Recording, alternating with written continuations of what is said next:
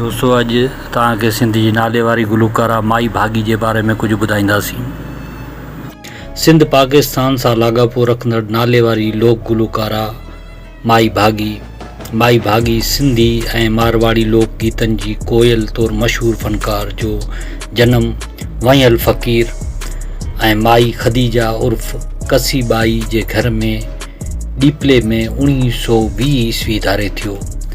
ही पंहिंजी माउ सां गॾु ॿाराणी वही में ई ढाटकी मारवाड़ी ऐं सिंधी लोक गीत ऐं सेहरा ॻाइणु शुरू कयाईं। माई भागी पंहिंजे पीउ ऐं माउ खां राग जी बाक़ाइदा तरबियत वरिती। भागी पंहिंजे वालिद उस्ताद मोहम्मद जुमन ऐं उस्ताद हुसैन फ़कीर खां मुतासिर थी। माई भागी थर जी कोयल। माई भागी 1906 ईस्वी धारे थरपारकर ज़िलो बरतानवी हिंदुस्तान हाणोको सिंध पाकिस्तान में पैदा थी। माई भागी के भाग भरी यानी खुशनसीब जो नालो ॾिनो वियो। हुन घटि उमिरि खां ई पंहिंजे वालिदेन सां गॾु आवाज़ मिलाए शादियुनि ऐं तहेवारनि में पंहिंजे फ़न जो मुज़ाहिरो कयो। उन जो नालो 1988 ईस्वी में उन वक़्तु मंज़र आम ते आयो जॾहिं भालवा मारवी जो ॻोठ में मुनक़द थींदड़ जश्न मारवी जी हिकु तक़रीब में उन पंहिंजे फ़न जो मुज़ाहिरो कयो। उन साल शेख ग़ुलाम हुसैन खेसि रेडियो पाकिस्तान हैदराबाद ऐं पाकिस्तान टेलीविज़न ते ॻाइण लाइ सॾायो। जॾहिं त खेसि PTV ते मोहतरम अब्दुल करीम बलोच पिणु मुतारिफ़ करायो। शेख ग़ुलाम हुसैन बैन अल-अक़वामी शोहरियत याफ़्ता लोक फ़नकारा आबदा परवीन जो मुड़ुसु हुयो।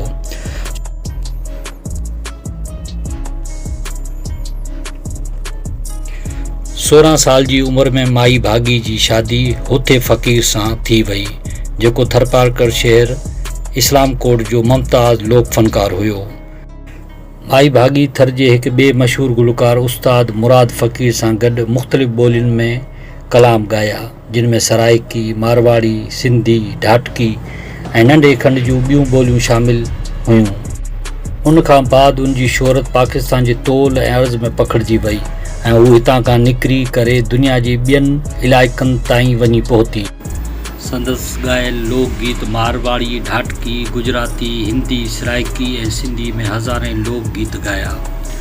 संदसि ॻायल लोक गीतनि मां जेके ॾाढा मशहूरु थिया तिन में भिट जा भिटाई, भिट ते वसई नूर मुंहिंजो तो पुॼायूं, ॿियो समन साईं मां त गोली ग़ुलाम तुंहिंजे दर जी, मटियूं भरींदसि मन सां, दिलियूं भरींदसि दिलि सां, टियों खड़ी नीम के नीचे हूं तो हेकली, चौथो इहे चुरमली रो बिलाली सी प्यार, पंजों तारनि मां तरंदी अचे, लोढ़नि मां लोढ़ंदी अचे, वो दिल ॿारो चल पई करे, छहों मूंखे जोगी हणे ॾे तूं ढारो, मुंहिंजो कांगल आहे कुर्ब वारो शामिल आहिनि। उन खां सवाइ हुन शाह लतीफ़, भगत कबीर, मंठार फ़कीर, हमल फ़कीर ऐं ॿियनि सूफ़ी शाइरनि खे बि ॻायो।